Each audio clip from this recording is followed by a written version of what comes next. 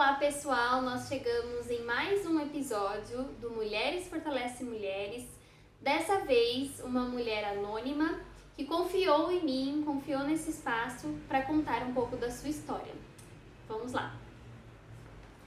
Oi Karina, meu nome é Slif, tenho 31 anos e hoje vim contar um pouquinho da minha história. Confesso que foi difícil tomar a decisão de participar porque mesmo anonimamente, a gente ao escrever se sente exposta, como se o segredo que guardamos dentro de nós estivesse agora escancarado para todos. Mas ainda assim, venci o medo e tentarei ser breve porque acho que a minha história pode contribuir na vida de outra mulher. Enfim, cresci em um lar de pais separados, onde vi minha mãe ter um papel de total submissão mesmo divorciada e meu pai de autoridade, ou melhor dizendo, austeridade. Eu e meus irmãos vivíamos acuados, na pressão de que a qualquer erro ou negativa, às ordens daquele pai, o clima de guerra era instalado dentro de casa. Cresci e aos 14 anos, sim, pasmem, 14 anos apenas, me apaixonei por um rapaz que era 5 anos mais velho que eu. Namorei mesmo sem autorização do meu pai e tive sorte porque esse rapaz era um bom rapaz. Tinha uma boa família, unida e acolhedora, da qual me senti parte muito rápido. Os anos foram passando e esse namorado precisou ir embora para outra cidade, então tivemos a brilhante ideia de casarmos para que eu pudesse morar com ele. Me casei aos 18 anos, ainda sem aprovação do meu pai. Jovem burra, apaixonada e sonhadora, que além do amor que achava que sentia, via naquele casamento também a oportunidade de fugir de casa, ser livre. KKKKK. Eu conto ou vocês contam? Acredito que foi aí que começou a dar errado. Não que eu não tenha sido e tido momentos muito felizes depois que me casei, mas nós morávamos numa casa que não era nossa, inseridos numa realidade muito diferente da que teríamos, porque ele morava com um ex-cunhado para quem trabalhava e era uma pessoa abastada de grana. Nesse contexto, nunca tive que de fato me preocupar com contas a pagar, o que vestir, o que comer, uma vida cheia de facilidades. E onde está o erro, Slif? Está em um atraso em crescer de fato.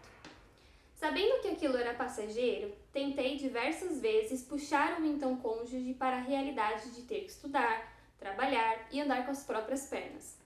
Foi um relacionamento com poucos acertos e muitos erros de ambas as partes.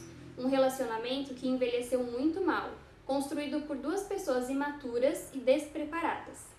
Nessa época, tinha como verdade que meu papel no relacionamento era de fazer o outro feliz. E nessa fui me perdendo cada vez mais de mim. Os acontecimentos foram escalando até chegar onde chegaram e eu amava tanto que ia aceitando até chegar ao ponto em que já nem sabia mais o que queria. Estávamos em canais de estação muito diferentes. Eu queria uma família de comercial de margarina e ele queria curtir a vida doidado. A proposta partiu dele de ter um relacionamento aberto. Afinal, melhor aceitar isso que ser traída.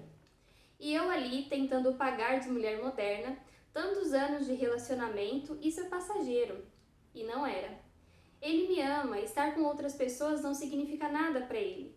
A gente romantiza e se coloca em situações absurdas quando está apaixonada. Era a mim mesma que eu estava traindo. E era cômodo para ele ter uma vida de solteiro e, em contrapartida, ter Slif em casa. Tão amiga, tão parceira. A gente vai murchando aos poucos, tentando se agarrar em felicidades passageiras, momentos, bem materiais, até que decidir viver outras experiências também, na esperança de deixar de ser besta. Afinal, o que tinha eu vivido, já que comecei a me relacionar aos 14 anos? Nada. Achei que com isso ele sentiria ciúmes, que isso nos aproximaria, que abriria mão de estar com outras pessoas para que a gente pudesse retomar uma vida convencional e monogâmica, sem julgar quem escolhe se relacionar de outras formas. Não aconteceu. Eu sempre fui meio deprimida, mas nessa época foi o ápice. Me perguntava como pude deixar que as coisas chegassem àquele ponto.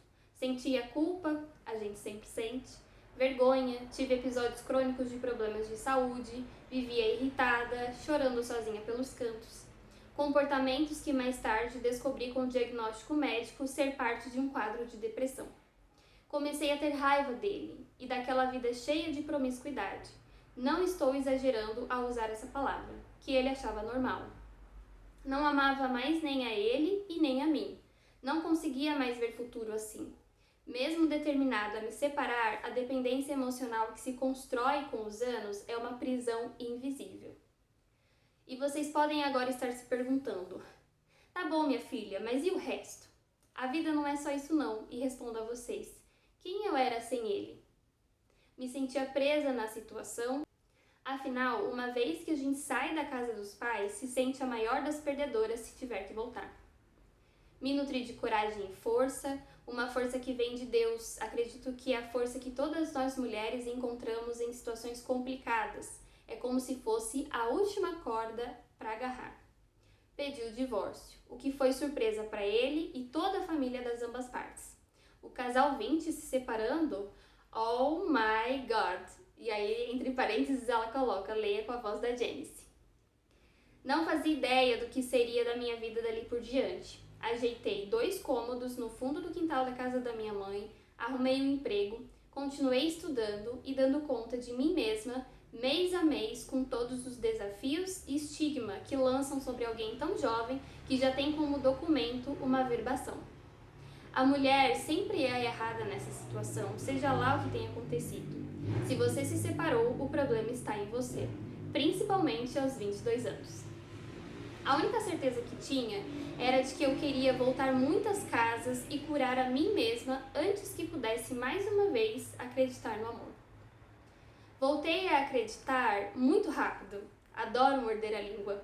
Mas tem bondes que não passam 2 vezes e conheci alguém que era o extremo oposto do que vivi. Alguém maravilhoso que me ajudou nesse processo de cura da depressão, no processo de descobrir a mim mesma, um incentivador, um sopro de vai viver jovem, a pessoa para quem felizmente dei chance e com quem eu estou até hoje vivendo o tal do eu, você, 2 filhos e um cachorro. Prometi a mim mesma que contaria essa história não para ser um ataque ao meu pai opressor, um exposer do meu ex e muito menos para enaltecer meu atual que está apenas fazendo o que todos deveriam fazer. Tô contando isso para mostrar que nós mulheres, milhares de vezes nos colocamos como coadjuvante na vida. Ficamos à mercê do que vão pensar, presas no ideal de família ou de um marido. Eu aprendi a olhar para dentro, a buscar ajuda.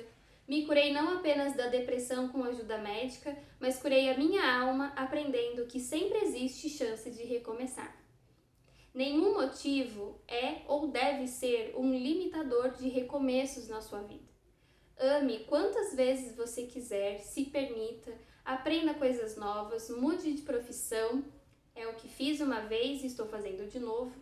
Seja sua melhor companhia, cuide-se com carinho. Existem dias ruins, a nossa autoestima nem sempre está no auge não. O desânimo às vezes faz visita e tá tudo bem. Importante é que você reconheça que tudo é efêmero demais e maior parte dos problemas não valem o desgaste. Espero que essa história alcance especialmente as jovens e possa ser um exemplo de que errar faz parte e que a maturidade, com sorte, vai nos trazendo sabedoria para lidar com todas as situações. Obrigada, Karina, por esse espaço de acolhimento que é o Mulheres Fortalecem Mulheres. Em toda essa história, tive comigo mulheres excepcionais que me apoiaram e me apoiam até hoje. Em especial a minha mãe. Hoje sou mãe também e procuro ser a mão, o ombro, o ouvido para outras mulheres também, sem distinção. O mundo e o patriarcado já está contra as mulheres. Não precisamos lutar entre nós. Que esse relato também possa ser incentivo para outras mulheres participarem e demonstrarem a sua força. Muito obrigada pela confiança a mim e a esse espaço. Quem quiser também contar a sua história aqui, de forma anônima, para inspirar outras mulheres, pode mandar um e-mail para mulheresfortaleccemmulheres@gmail.com. Que essa história e esse espaço, assim como disse Sleep, seja acima de tudo um acolhimento a todas nós mulheres.